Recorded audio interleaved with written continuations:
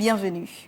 Comment stimuler la dynamique de développement des marchés financiers de la CEMAC? La question a été abordée lors de la 4e édition de l'Africa Capital Market Forum qui s'est tenue à Libreville, au Gabon, du 4 au 6 mai dernier. Pourquoi? Parce que les économies africaines ne peuvent plus se contenter de financements bancaires traditionnels ou de l'aide extérieure. En Afrique centrale, la question du développement des marchés de capitaux devient urgente. Pourtant, malgré les promesses, ces marchés peinent encore à jouer pleinement leur rôle de levier économique. Alors, quels sont les freins? Quelles réformes faut-il engager pour bâtir des places financières crédibles, attractives et résilientes? Et surtout, quelle vision peut-on dessiner pour réinventer ces marchés au service du développement de l'intégration régionale et de l'inclusion financière? Pour tenter d'esquisser les contours d'un avenir financier plus ambitieux en Afrique centrale, nous recevons sur ce plateau Louis Bangantolo. Il est directeur général de la BVMAC, entendez, la Bourse des valeurs mobilières de l'Afrique centrale. Bienvenue, DG. Merci beaucoup et merci à Gabon 24 de me recevoir. Alors, vous étiez à Libreville du 4 au 6, on l'a dit, pour justement la 4e édition de l'Africa Capital Market Forum. Quel était le message porté par la BVMAC? Alors, le message porté par la BVMAC, comme par les autres institutions qui étaient représentées, c'est de redire clairement que l'Afrique centrale aujourd'hui, par la volonté de ses plus hauts dirigeants, est dotée d'un marché de financement alternatif. C'est la bourse des valeurs. Donc, il n'y a plus que le marché bancaire classique. Il y a la possibilité de se financer par appel public à l'épargne via la bourse des valeurs. Donc, ça, c'est vraiment le message principal. Donc, un marché du financement qui a pour socle l'épargne publique, l'épargne populaire, l'épargne des populations de la CEMAC, l'épargne des entreprises de la CEMAC, des entreprises privées, des institutionnels, des compagnies d'assurance, des banques, l'épargne de toute cette catégorie d'acteurs qui peut être sollicitée par une entreprise qui émet des titres, également par des États qui ont des projets d'infrastructures très importants à financer. Tous nos pays sont dans une démarche de construction des infrastructures pour atteindre un certain niveau d'émergence. Donc, le premier message, c'est de dire, regardez par ici, il y a un marché du financement. Et donc, ça, c'était le premier message. Ça, c'est le premier message. Et le second? Alors, le second message, c'était de dire, aujourd'hui, ce marché du financement peine à être vraiment ancré dans la tête des populations, dans la tête des émetteurs potentiels qui sont les entreprises. Et nous sommes là pour pouvoir réveiller les gens, pour leur dire pourquoi il est important aujourd'hui que les marchés financiers se développent et quelle est la vision que nous avons de ce marché financier pour les années à venir. Donc, dans ces messages-là, nous pensons qu'un marché financier qui se développe, qui permet à une entreprise de se financer autrement, c'est un marché qui permet non seulement de faire l'inclusion, parce que si vous avez un acteur bancaire qui vous finance, c'est bien, mais si vous avez 60 millions ou 20 millions de Sémaciens qui vous financent, c'est encore mieux.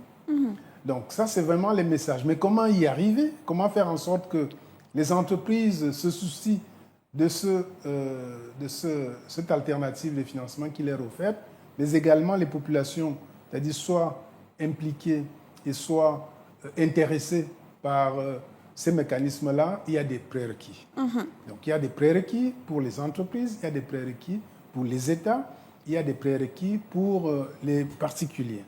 Donc, tous ces prérequis, je ne sais pas si je les développe tout de suite. Non, on aura le temps au cours de notre échange. Effectivement. Alors, il y a des prérequis. L'un des challenges en Afrique centrale et même surtout le continent africain, avec tout ce qu'il y a comme enjeu économique actuellement, c'est vraiment l'éducation financière. Parlons des populations sémaciennes, donc ces populations vivant en zone CEMAC. Elles ont besoin de comprendre ce que représente la bourse, ce que représentent les produits financiers. Mais avant cela, quand même faire un état des lieux de notre marché. Où en est-on exactement? Voilà. Donc, le problème, vous venez de toucher un problème central. L'éducation, et nous pensons que l'éducation financière concerne d'abord les populations, que c'est faux. Ça concerne aussi les entreprises. Parce qu'en matière d'état des lieux, effectivement, alors que nous avons près de 2 millions, c'est-à-dire d'entreprises qui sont enregistrées régulièrement auprès des instituts statistiques de nos États, dont près de 400 000, c'est-à-dire pour le Cameroun seulement, nous n'avons que 6 entreprises qui sont cotées en bourse aujourd'hui. Donc il y a un contraste entre des millions d'acteurs potentiels qui peuvent venir solliciter le marché pour se financer et seulement 6. Et lorsqu'on regarde la structure des 6, on se rend compte que 4 d'entre elles viennent des privatisations que les États ont bien voulu concéder, des privatisations des entreprises du portefeuille public. Le secteur privé n'est venu que pour 2 d'entre elles. Et donc, ça, c'est un sujet majeur. D'un autre côté, ça, c'est côté offre des produits financiers. Côté demande, on se rend compte que dans toute cette CEMAC, qui a plus de 60 millions d'habitants, nous n'avons que moins de 10 000 comptes titres. Ça veut dire qu'il y a moins de 10 000 investisseurs dans toute la CEMAC. Donc, exactement, c'est même moins de 8 000, parce qu'ils sont à 8 500 environ d'investisseurs au niveau de la CEMAC. Donc, la majorité, ce sont des banques. Les autres, ce sont des compagnies d'assurance et le reste, c'est les populations. Et donc, c'est un contraste majeur, que ce soit sur l'offre et la demande. Donc, nous avons ce constat-là qui fait que la capitalisation boursière est certes de 465 milliards, mais c'est 465 milliards qui représentent uniquement 6 entreprises. Les encours de dette cotées aujourd'hui, qui sont de 1400 milliards, concernent 6 émetteurs, donc 2 émetteurs privés, une microfinance qui est ACEP Cameroun, Alios Finance Cameroun, et le reste, ce sont les États, ce sont nos États qui ont plus de 95% de ces actifs-là. Donc nous avons un problème majeur sur comment mobiliser les entreprises pour se financer, avec tout le potentiel et les besoins que les entreprises ont, et même la critique que nous entendons souvent des patronats de la CEMAC qui disent que, bon voilà, les banques ne financent pas l'économie, la banque ne finance pas la PME. Alors, les chefs d'État disent, nous avons créé un autre marché, et ce marché-là, allez vous adresser à ce marché, peut-être qu'eux, ils vont vous soutenir. Nous, on veut vraiment comprendre le marché de la CEMAC, sauf si on se trompe. Vous avez parlé d'un contraste. Ce contraste, il est prononcé par rapport aux autres régions africaines. Durant les échanges à Libreville, par exemple, on était en face de la bourse de Tunis, on avait la région de l'UEMOA. Qu'est-ce qui fait en sorte ou quels sont ces obstacles structurels qui freineraient le développement du marché financier de la CEMAC? Alors, ce qui nous a un peu rassurés pendant ce forum, c'était de constater que les marchés qui sont notre boussole, vers laquelle nous voulons tendre, présentaient des chiffres et des problématiques qui étaient identiques en termes de profondeur. En termes de profondeur, à la zone UEMOA, nous avons, alors que le marché existe de manière structurée et unifiée depuis 1998, nous constatons qu'ils ont 48 entreprises cotées. Bon, il y a encore de la marge, c'est-à-dire par rapport à nous, mais ça nous a quand même un peu... C'est-à-dire que même dans ces régions-là, les difficultés sont réelles, de la profondeur du marché. On s'est rendu compte qu'ils n'ont que 48. Au niveau de la Tunisie, qui est un pays, donc le cadre législatif peut être maîtrisé par une seule administration. Parce que lorsque nous sommes dans des régions, on a plusieurs États qui doivent se mettre d'accord. Le temps d'adopter un règlement, ça peut prendre du temps. Au niveau de la Tunisie, ils ont une quarantaine d'entreprises aussi. Donc, on s'est rendu compte qu'ils ont des problèmes de liquidité, ainsi de suite, ainsi de suite. Néanmoins, la CEMAC, au niveau de la CEMAC, nous nous sommes posé des questions de savoir pourquoi, malgré la volonté politique prononcée, malgré toutes les entreprises que les États ont données, nous n'arrivons pas à transformer tout ce potentiel-là en opération concrète sur le marché. Et quelle était la réponse? Voilà. La réponse est de plusieurs ordres. On s'est rendu compte qu'il y a des situations différenciées. Dans l'analyse des dépouillements, des listes que les États ont données, on s'est rendu compte qu'il y a des entreprises qui n'étaient pas complètement structurées, qui n'ont pas d'état financier. Mais je voudrais commencer par les entreprises qui sont complètement structurées. Et donc, on a, sur les 15, on a au moins 5 ou 6 qui sont prêtes aujourd'hui à venir sur le marché. Donc, ça, c'est vraiment les bons éléments. Et on se pose la question, mais qu'est-ce qui se passe à l'intérieur? Pourquoi, malgré cela, les entreprises ne viennent pas? Il y a maintenant des problèmes de gouvernance au niveau les dirigeants. Les dirigeants, c'est le conseil d'administration et la direction générale. est-ce que ces dirigeants-là, c'est-à-dire, sont vraiment en train de mettre en œuvre les hautes instructions, c'est-à-dire des pouvoirs publics, de balancer ces entreprises en bourse? Il y a un certain nombre de sujets à l'intérieur, parce qu'il y a des questionnements, des appréhensions. Les gens ne comprennent pas quel sera leur avenir une fois que l'entreprise va venir à la côte. Donc, et du coup, il y a un petit peu les gens freinent un petit peu. Donc ça, c'est les entreprises qui sont prêtes et qui ont ce problème avec les dirigeants. Mais il y a des entreprises qui ne sont pas prêtes du tout parce qu'ils n'ont jamais tenu d'état financier, ne fonctionnent pas encore au niveau des normes WADA. Et donc, en réalité, aujourd'hui, on n'arrive même pas encore à réconcilier, c'est-à-dire de savoir aujourd'hui c'est quoi la situation patrimoniale de l'entreprise. Parce que vous ne pouvez pas ouvrir le capital d'une entreprise si vous n'êtes pas en mesure de faire sa valorisation.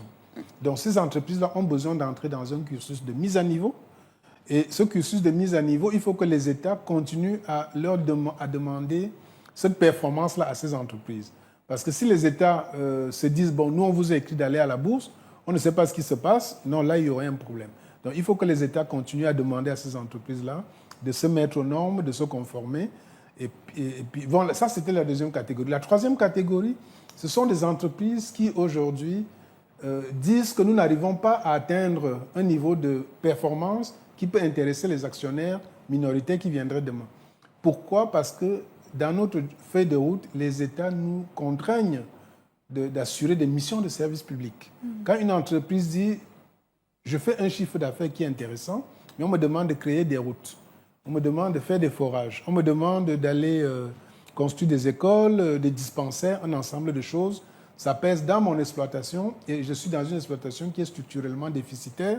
Si je dois venir sur le marché, c'est-à-dire affranchissez-moi des obligations de rendre un service public, à ce moment-là, je serai en compétition au même niveau d'égalité que les concurrents. Donc, il y a des entreprises. Donc, on a fait le diagnostic pays par pays, entreprise par entreprise. Quand j'ai dit on, la bourse, la COSUMAF, mais également la Banque centrale. Mais la réalité également, c'est que certains investisseurs se plaignent un peu de la rigidité de la législation de la bourse. On se dit, mais on est une PME, mais les exigences pour aller en bourse sont tellement élevées qu'on ne peut pas y aller. Alors qu'il y a plein de petites entreprises. Qu'est-ce qui est mis en place pour faciliter leur entrée en bourse? Excellente question. Ça me permet donc de me projeter vers ce que nous faisons aujourd'hui pour que, après avoir dit merci aux États, c'est-à-dire pour la volonté politique et pour les actions qui sont engagées pour l'amorçage, et notamment les listes, nous-mêmes, nous avons intérêt à intéresser le secteur privé.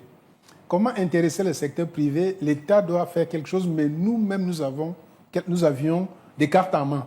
Et dans ces cartes en main que nous avions, il fallait qu'on allège notre législation. Donc, nous avons allégé, dans le cadre du nouveau règlement général qui a été adopté par la BVMAC le 24 avril, lors de son conseil d'administration de ce jour-là, après l'approbation de la COSUMAF, nous avons complètement allégé les conditions, les critères de levée de fonds des entreprises, surtout de la petite et moyenne entreprise. L'exigence d'un chiffre d'affaires minimum de 1 milliard a été, nous l'avons complètement rabaissé à 50 millions. Les fonds propres, le niveau de fonds propres minimal, nous l'avons supprimé. On l'a complètement supprimé. La taille d'opération minimale pour lever la dette, nous l'avons ramené à 50 millions. Ça veut dire la plus petite opération pour une PME aujourd'hui, à la bourse, c'est 50 millions. Avant, elle était à? Avant, elle était à 300 millions. 300 millions. Donc là, on a ramené à 50. Ça veut dire que vous pouvez faire une opération à la taille de votre structure. On ne vous demande pas de fonds propres minimum. On vous demandait un capital social minimum de 100 millions. Nous avons rabaissé le niveau du capital social à 10 millions. Vous avez un capital social de 10 millions complètement libéré. On vous demandait 2 exercices bénéficiaires après avoir distribué 2 dividendes. Nous avons enlevé l'obligation d'avoir distribué les dividendes. Nous sommes même allés beaucoup plus loin. Nous avons même dit que si vous êtes une entreprise en création, ça veut dire que vous n'avez pas encore de DSF, vous n'avez pas encore des comptes certifiés, vous n'avez pas un historique d'activité à présenter aux investisseurs et que vous êtes en création, vous avez libéré votre capital social, vous avez la possibilité de venir sur la bourse. Ça veut dire qu'il faut juste que vos états financiers prévisionnels, des états de synthèse, les business plans puissent être certifiés par un commissaire aux comptes. Il faut que le commissaire aux comptes dise « je certifie sincère et que j'ai bien regardé ça et il n'y a pas de tromperie dedans ». Donc, nous avons allégé les conditions d'accès de la petite et moyenne entreprise en particulier. Et nous pensons que ces allègements-là, qui vont faire l'objet de tout un séminaire de vulgarisation de notre règlement général dans l'ensemble des États, vont permettre à ce que, sur les conditions d'accès, que nous n'ayons plus de critiques à ce niveau-là. De nombreuses entreprises africaines évoluent à l'extérieur et la BVMAC a un regard porté sur ce qui se fait sur le continent africain, mais aussi hors du continent. Est-ce qu'il y a des éléments, est-ce qu'il y a des exemples à copier pour que le marché financier il soit plus dynamique, plus résilient et plus productif? Alors, ce que nous avons beaucoup plus regardé, c'était au niveau des bourses consoeurs. Qu'est-ce que les bourses consoeurs ont fait pour pouvoir dynamiser les opérations? Nous nous sommes rendus compte que les bourses consoeurs se sont intéressées à tout ce qu'on appelle inclusion financière, inclusion capitalistique. Alors, qu'est-ce qu'elles ont fait? C'est de dire, aujourd'hui, nous voulons que... Il y a deux approches. La première approche, c'est le prix. À combien on vend les instruments financiers, notamment les actions? Et la deuxième chose, c'est par quel canal on vend les actions au niveau des populations. Donc, et il y a donc une révolution, et nous l'avons intégrée dans nos nouveaux textes, c'est le fractionnement. C'est de dire, aujourd'hui, quelle que soit la valorisation que vous pouvez faire de votre entreprise, votre entreprise peut être valorisée, chaque action vaut 500 000, mais l'action ne sera jamais vendue 500 000 aux populations. Vous allez passer par un processus législatif que nous appelons le fractionnement. Donc, chaque action va être fractionnée, en commençant par la valeur nominale statutaire, parce qu'il faut des assemblées générales qui se réunissent, de sorte que même si vous avez valorisé votre entreprise 4 ou 5 fois sa valeur, vous soyez en mesure de vendre une action de 500 000 devient peut-être 1000 actions de 500 francs. C'est exactement ce que nous allons faire. Et chaque action de 500 francs donne les mêmes prérogatives, les mêmes pouvoirs, les mêmes droits à celui qui l'achète que lorsqu'elle avait une valeur faciale de 500 000. Donc ça, c'est la première chose, de diminuer le prix par ce processus que nous avons complètement normé et que nous avons transcrit dans notre règlement. La deuxième chose, c'est de diversifier les canaux d'achat. On se rend compte que le monde est digital, premièrement. On se rend compte aussi, on prend conscience que nous n'avons pas une bancarisation assez élevée. Par contre, nous avons un taux de pénétration du téléphone portable qui est beaucoup plus avancé, avec plus de 40 millions de comptes de wallet au niveau de l'Afrique centrale, dont 20 millions qui sont actifs. Et nous pensons qu'avec toutes les réformes que la Banque centrale a conduites, qui permettent aujourd'hui de faire en sorte que le mobile money puisse être un canal de paiement sécurisé, avec identification de celui qui utilise le compte, il faut que cela soit aussi acté sur notre économie comme un moyen d'acheter les instruments financiers. Et cela va permettre à ce que les personnes qui ne pensent jamais aller à la banque, ceux qui conduisent les mototaxis, ceux qui conduisent les taxis, ceux qui sont les gardiens de nuit, ceux qui sont toutes ces populations-là. Donc, tout type de profil. Voilà, les Bayam Salam, voilà, mais qui ont des traditions d'épargne dans des tontines, dans un certain nombre d'associations, et qui pourraient donc se rendre compte que le marché est aussi accessible. Ils ne seront pas contraints d'aller à la banque, ouvrir un compte bancaire, mais de pouvoir faire leurs opérations avec les téléphones portables. C'était là notre prochaine question, justement, parce qu'aujourd'hui, la digitalisation ne touche pas que les entreprises. Exactement. Et notre question, c'était vraiment, depuis le début de notre émission, on parle d'investisseurs, on parle d'entreprises. Mais la bourse n'attend pas que des entreprises. Est-ce que le citoyen lambda doit être intéressé par ce que vous êtes en train de dire? Si oui, par quoi? Qu'est-ce qui pourrait me pousser, moi, journaliste, à me dire, bon, je vais aller à la BVMAC, je vais faire un placement financier, ça pourrait me rapporter quelque chose? Alors, c'est une excellente question. Et ce qu'il faut savoir aussi, c'est que lorsque nous parlons de la bourse, il ne faut pas mettre seulement en avant les aspects de rendement. Donc, en ne mettant pas seulement les aspects de rendement, c'est aussi la citoyenneté.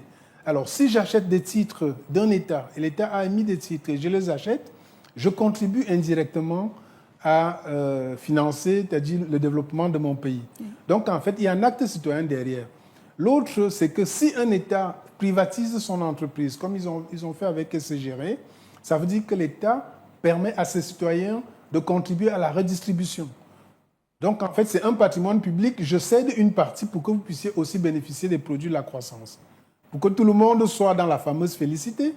Et donc, en réalité, c'est comme ça qu'il faut intégrer, c'est-à-dire la notion d'un investisseur sur le marché doit être mu par le rendement, certes, mais il n'y a pas que le rendement, effectivement, dans cette histoire. Donc, l'investisseur doit pouvoir se dire, je pose cet acte pour contribuer au financement des programmes d'investissement dans mon pays, mais également avoir un retour sur investissement et peut-être avoir des actifs que je pourrais transférer demain à ma progéniture. Donc, il y a tous ces aspects-là. Et l'intégration régionale dans tout ça? Voilà, l'intégration régionale, c'est fondamental parce que aujourd'hui, un émetteur de titres, et d'ailleurs l'État du Gabon est le parfait exemple, parce que chaque fois que l'État du Gabon fait les émissions de titres, il publie ses résultats pour dire 60% de l'épargne est venue du Cameroun, X% est venu du Congo. Et je ne sais pas si vous vous rendez compte. Si les marchés étaient cloisonnés et qu'il y avait un marché au Gabon, donc une fois que la population gabonaise a souscrit, l'histoire s'arrête. Maintenant, l'intégration régionale permet à ce que le marché soit sans frontières au niveau des 6 pays frères. Et ça permet donc que l'épargne qui est abondante dans un pays puisse s'invertir sur une autre opération. Donc ça, c'est très important. Actualité oblige, vous le savez, récemment on a assisté à l'investiture du président de la République, Brice Clotaire Oligui Nguema. Le Gabon retrouve son ordre constitutionnel.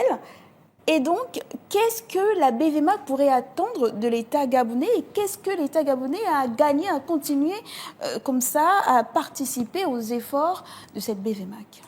Alors, normalement, lorsque l'ordre constitutionnel revient au bon niveau, tel que ça a été le cas avec l'investiture le 3 mai, après l'éclatante victoire KO, comme certains l'ont baptisé après le scrutin du 12 avril, normalement, les voyants reviennent au vert.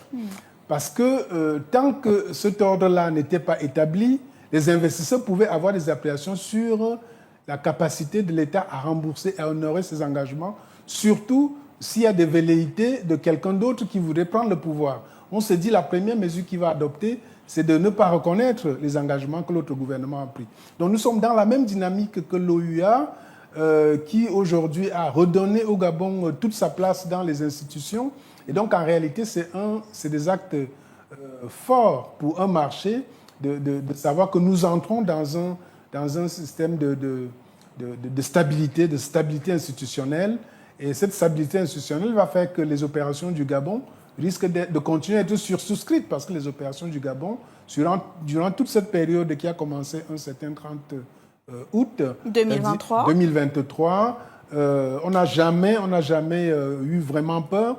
Il y a eu quelques soubresauts au niveau du marché où les gens voulaient céder les titres parce qu'ils ne savaient pas ce qu'ils devaient attendre de cela. Mais actuellement, avec tout ce ordre qui est revenu, nous pensons que les opérations vont avoir une amplification certaine avec la garantie que les institutions sont stables et que les engagements qui sont pris, personne ne va les remettre en cause. Louis Bangantolo, vous êtes le directeur général de la BVMAC. On entend parler à la Bourse des valeurs mobilières de l'Afrique centrale, un marché financier sous-régional dynamique, inclusif et résilient. Cela passerait par quoi? Alors, un marché financier dynamique, inclusif et résilient. Alors, la dynamique, c'est le nombre d'opérations que nous attendons. Nous voulons beaucoup plus d'émetteurs. On voudrait que les 15 entreprises que les États ont données basculent sur le marché. On voudrait de l'inclusion, ça veut dire un mécanisme de fractionnement qui permette à ce que plus de citoyens de la CEMAC, nous voulons une base d'investisseurs qui va passer de 10 000 acteurs à plus de 200 000 à l'horizon 2030. Nous voulons que la capitalisation boursière passe de 460 milliards à peut-être 1 000 ou 2 000 milliards à l'horizon 2030. Donc en réalité, nous sommes aujourd'hui en train d'identifier quels sont les facteurs qui peuvent dynamiser cela. Les États ont une part à jouer. Nous-mêmes, nous avons une part à jouer. Nous avons commencé à le faire dans le cadre de la révision de nos textes législatifs. Et nous pensons que la mayonnaise est en train de prendre. Et voilà, donc c'est un peu ce que nous voyons sur le moyen terme. Monsieur le directeur général, merci d'être passé sur notre plateau. On vous souhaite un bon retour à Douala, au Cameroun. Exactement. C'est moi qui vous remercie. Merci à vous également de nous avoir suivis. Alors que l'Afrique centrale cherche à diversifier ses économies et à renforcer son autonomie financière, la réinvention de ces marchés de capitaux apparaît non seulement comme une nécessité, mais comme une opportunité stratégique.